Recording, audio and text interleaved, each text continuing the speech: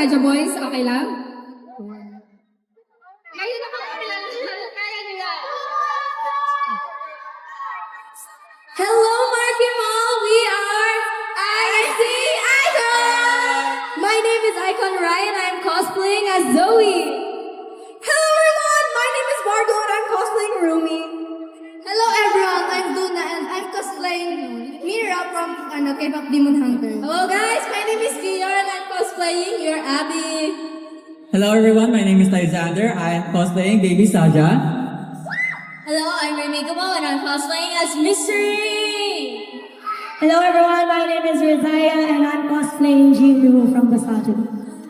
Hello everyone, I'm Wawa and I'm cosplaying as Roman.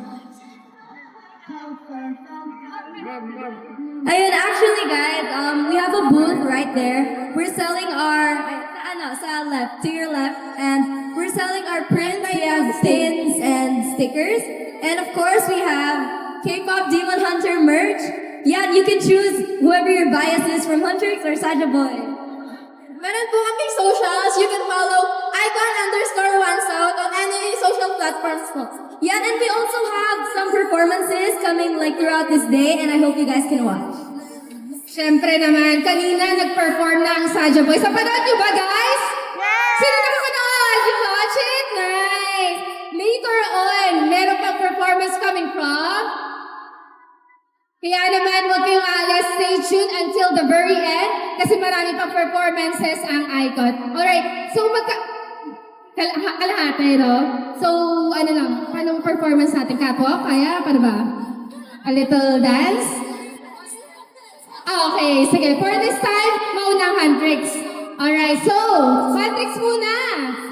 Okay, so everyone palakpakan nyo, Icon Huntrix!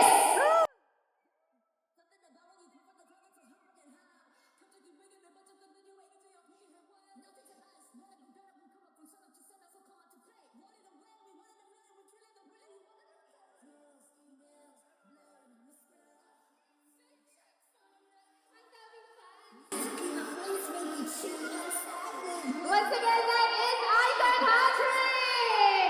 Ang dami yung fans! Ayun o! Okay, this time around, syempre hindi pa mahuli ang Icon Saja Boys!